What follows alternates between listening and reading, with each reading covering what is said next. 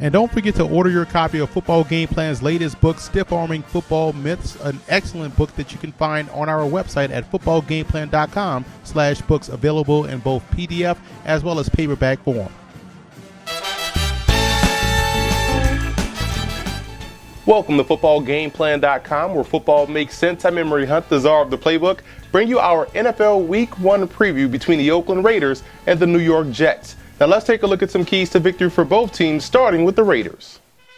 Now, here are some coaching points for both teams in this ball game. For the Raiders, you have to give the rookie the entire playbook. Don't handcuff his success by giving him only a limited amount of the playbook. He's been there all summer. Allow him to run the entire offense, and that way you can have some success. And on defense, you have to be able to identify personnel. When you see Chris Ivory in the backfield, 9 times out of 10 is going to be some type of sprint draw or some type of off-tackle power run. And when you see Chris Johnson in the backfield, I think it's going to be a lot of screens, a lot of stretch plays, a lot of plays designed to get him on the outside. So you have to be able to identify personnel, and that way you can have some success defensively. And on offense, they have to make sure they communicate up front and pick up the blitzes and the stunts that the New York Jets will bring. Otherwise, Carr will basically be running for his life all day, and we'll find out more about his athleticism as opposed to his passing. And for the Jets in this ball game, I would start Chris Johnson. He's your home run threat. Contrary to what a lot of people are saying, Chris Johnson still has enough left in the tank and gives your offense a threat of the big play each and every down. And I would stay aggressive defensively. Play your game. You're a blitzing team. You're aggressive style defense. Despite having a lot of injuries in the secondary, stay aggressive, play your game. You're going against a rookie quarterback. You should be able to have some success. You have to win the special teams battle quietly. 2 excellent special teams units are going to play in this ball game, the Jets and the Raiders, and the Jets have to win that battle if ultimately they want to win the game. The Oakland Raiders are doing the right thing by starting Derek Carr, the rookie quarterback out of Fresno State, versus the New York Jets. Now, one thing that he's going to have to do this week, which is tough for a lot of rookie quarterbacks to do, is understand where his protection is and understand what he's responsible for. I'm going to show you one 6-man protection that he can utilize, showing him what he has to be accountable for and where the receiver also has to be in tune with Derek Carr. So we're going to see this basic 6-man protection, and what that means is that the offensive line can pick up, or your protection can pick up 6 rushers. So, and a quarterback would be responsible for the 7th guy. The quarterback and the receiver, the hot receiver, would be responsible for the 7th guy. So we're going to release the tight end. So let's say there's 1, 2, 3, 4, 5, 6. 6 guys are coming, so you know you can pick up 6. So you're going to have the tackle pick up the defensive end. Tailback's job is to pick up the backer. Guard is taking the tackle. Center is going to decide which is the quickest threat. Either he's going to take the backer.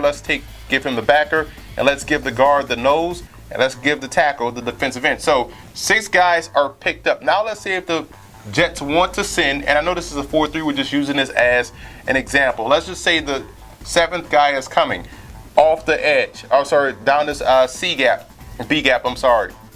What that tells the receiver here, he has the hot. So you're going to have, this guy running the post, going to have him running out, and you're responsible for picking this guy up. The quarterback is responsible for picking the 7th guy up. So if he's coming, that's the quarterback's guy. He knows he doesn't have protection. He has to get rid of the football quickly, and now you run the quick slant right there. Big play in the passing game, and it's all about, in 7-man protection the same way. 7-man means you're going to have 7 guys you can pick up. If they send an 8th guy or an 8th rusher or an extra rusher, the quarterback is responsible. So the biggest thing for Derek Carr this week is understanding protection, knowing where his protection is, knowing where the hot receiver is located, and also for the receiver to be able to be in tune with the quarterback, saying, okay, that guy is blitzing, I'm now the hot receiver. And that's one way I think they can have success throwing the football to help a young quarterback out versus the New York Jets.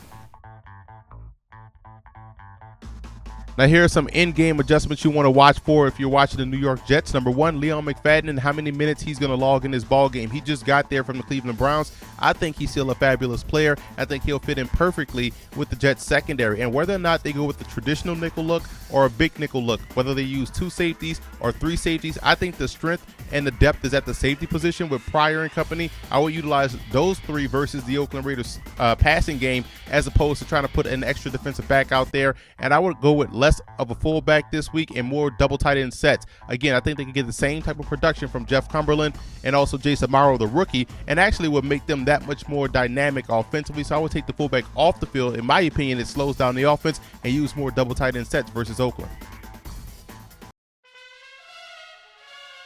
The X factor in this game for the Raiders will be that offensive line. Can they protect Derek Carr back there in the pocket? Can they recognize the stunts, pick up the blitzes? If they can do that, the Raiders should have some success moving the football versus New York. And the X factor for the Jets will be their secondary play. Again, a lot of injuries in the secondary, more in particular at the cornerback position. They're going to have to make sure they don't be a detriment to team success. That secondary has to step up big and make sure Derek Carr doesn't have an outstanding day as a rookie. I like the Jets in this ball game. I think you're going to see a much more well-balanced offensive attack for New York. Geno Smith will be a lot better in year 2, and I like what I see defensively in the front 7. I think right now that's going to help them until they get healthier on the back end. So look for the Jets to win this ball game. Although the Oakland Raiders did the right thing by starting Derek Carr, he has a bright future ahead of him, but I don't see him getting off to a great start versus his Jets defense. I'm taking New York. What's up, fantasy football fans? I'm Emery Hunt, the czar of the playbook. For all of your starts, sits, fantasy football notes, news, and tidbits, tune into our podcast, Football Game Plan Starting Lineup, every Wednesday at 8 p.m. Eastern Time on our Football Game Plan Radio Network, which is located at blogtalkradio.com/footballgameplan. And don't forget to check out Football Game Plan's NFL Wraparound live every Sunday at 9 a.m. Eastern Time at blogtalkradio.com/footballgameplan, where we give you all of our late-minute and last-minute notes, news, and tidbits and thoughts on each and every game on the NFL schedule. And I also want to give a huge shout-out to Jet fan forums and Raider fan forums for always showing Football Game Plan support.